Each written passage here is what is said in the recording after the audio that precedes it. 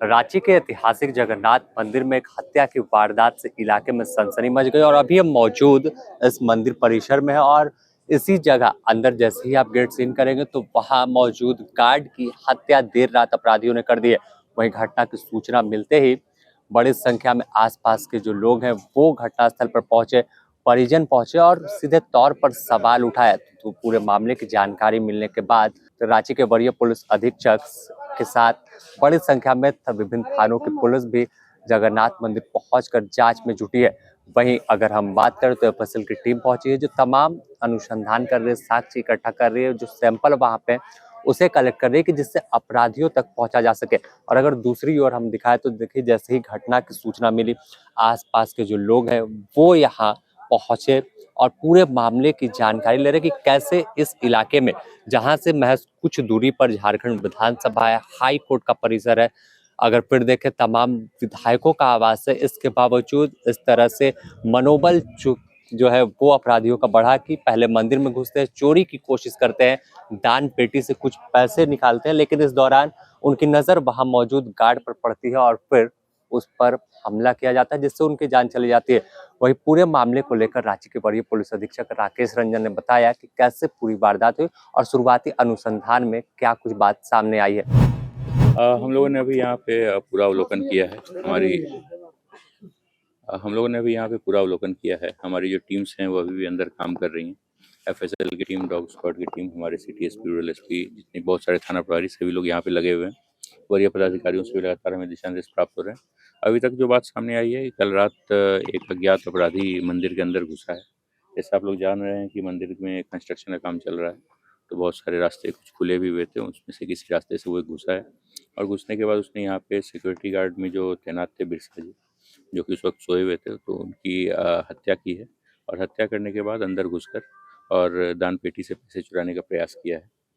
एक दान पेटी को वो खोला है, उससे कुछ पैसे भी जो उसने चुराए हैं और उसके बाद वो यहाँ से निकल गया है।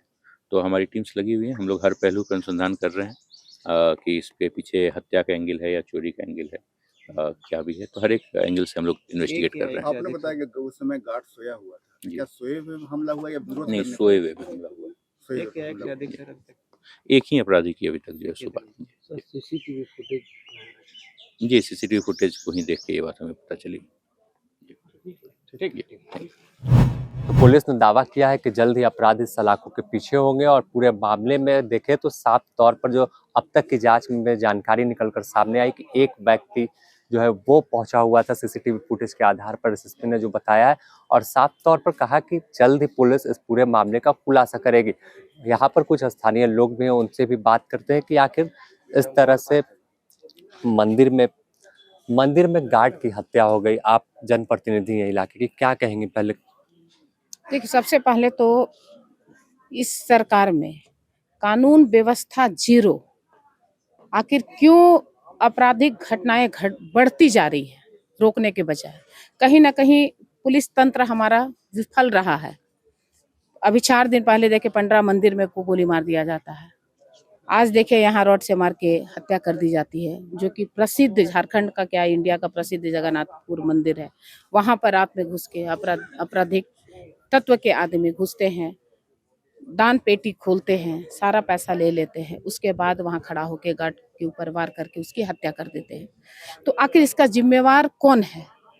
हमारी कानून व्यवस्था फेल है या जो सेफ्टी होना चाहिए इतने बड़े बड़े प्रसिद्ध मंदिरों की, उसमें कहीं चूक है? कैसे अपराधिक तत्व के लोग यहाँ घुस जाते हैं? सिक्योरिटी फेल है। तो हम डर बिल्कुल खत्म हो गया है। अपराध करते हैं, जेल जाते हैं, छूट के आते हैं, फिर वही काम करते हैं। तो आखिर कब तक आम जनता इसको भुगतते रहेगी? इसे रोकने की जरूरत है और प्रशासन को मुस्तैदी से इस पे कार्य करने की जरूरत है। घटना घट रही है, हम आ जा रहे हैं, आके बस रिपोर्ट बना ले रहे हैं, फोटो छपवा दे रहे हैं, 4 दिन के बाद फिर दूसरा घटना हो रहा है। तो आखिर ये कब तक झारखंड की जनता सहेगी?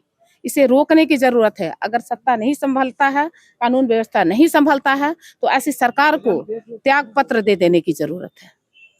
तो देखिए साफ तौर पर अगर देखें तो बड़ा सवाल है कि मंदिर परिसर में हत्या हुई और अगर 48 घंटे पहले की बात करें तो पंडरा ओपी इलाके मंदिर के बाहर खड़े एक व्यक्ति को अपराधियों ने गोली मारी थी और उसके बाद इस तरह से जगन्नाथपुर मंदिर में गार्ड की हत्या सुरक्षा पर सवाल खड़ा कर रहा है। बने रहें द न्यूज़ पोस्ट के साथ, इससे जुड़ी और भी अपडेट आपको देंगे।